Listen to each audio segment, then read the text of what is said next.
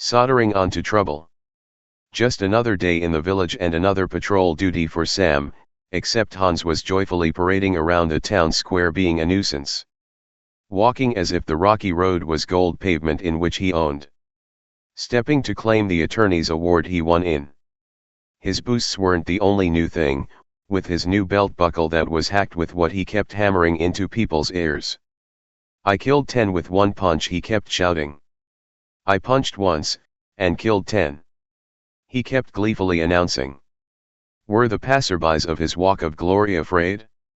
Were they amazed? No and no, they were too shocked by such action which men could not achieve, yet a mere boy has done. Yet they followed along, since this was a quiet village and such sudden events and boosts were once in a blue moon, not to mention, the notion of the idea no matter how crazy was still entertaining. Sam was looking afar from the other side of the road, getting tired of this foolishness. As much as I wished he could get out of his house for once, this is not what I wanted. Many people didn't know to believe it or not. What he was saying was outlandish and terrifying. However, Hans would rarely get into conflicts and fights. He was either too sharp and cunning with his words or just simply never get into any interaction at all, since he barely would exit his safe haven. He wouldn't leave his house just to venture 10 meters of expedition, let alone couldn't kill 10 men. Sam turned away from the ruckus and the boasts that still went on. "I punched once, and killed 10. Especially now that everyone else was sharing the same voice as Hans. He punched once, and killed 10. Unknown to the busy crowd, a large dust cloud could be seen, riders approaching the town square. Sam recognized the riders. It was the bailiff and the other soldiers from the village. The bailiff slowed down coming to the crowd. His riders held out their trumpets and blowed. The cheerful crowd now steered to the riders. "My dear people of Dana, the king has declared war against the Fearles." A war? Sam asked himself. He knew this was too sudden. "We are going to war with the godless monstrous heathens," the bailiff growled. The crowd stumbled. Questions the forbidden nation. Beast slayer. Sam only heard tales of the tailed demons. "They have tried to attack our borders but we're drawn back by our strong army," the bailiff said. The bailiff continued, "Now they are gathering an even larger force on their side of the border, awaiting to perform a spearhead. Thus, we are mustering as many troops as we are allowed. This could mean big, a war with monsters. A journey full of danger, excitement, and bountiful treasures." Sam was wondering all the while. The bailiff approached the crowd that already stood across, whom were whispering within their circle. Hans was sneaking away from under the crowd to avoid attention. "Come along, I heard your joyful cries of glory, come along to a grand skirmish," the bailiff boasted. "Sorry, I got to count my chickens. We already got vermin here to kill, thanks, I am too old to die."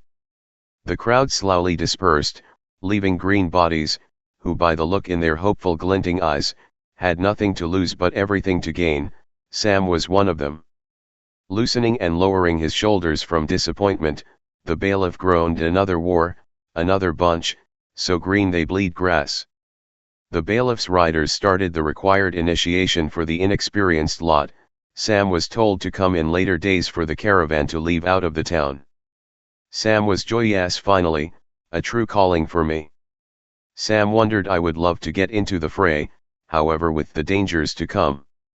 I need someone." He punched the palm of his hand from Eureka to back up my glories upon the battle. Someone to bring volume to my achievements. He wondered, not coming with answers, until he punched once, and killed 10, he heard the calling. As he looked, he saw young kids following Hans, as he tried to not be seen by the bailiff. "Silent, you milk-drinking midgets!" Sam raced to his house, while the kids made chase. Sam now knew who else could. "What do you really mean?" Hans questioned.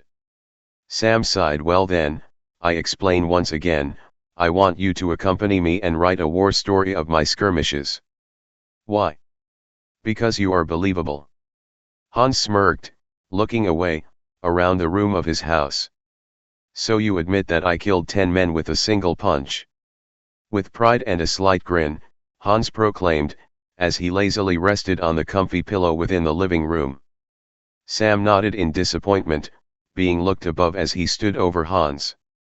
Of course not one person believes that you killed 10 men. Hans looked away. But I made a belt for it, he mumbled. But with so much confidence from you, a booming voice of yours could create a lot of confidence for victory. Hans was not sure where this conversation was going. So what do you mean exactly?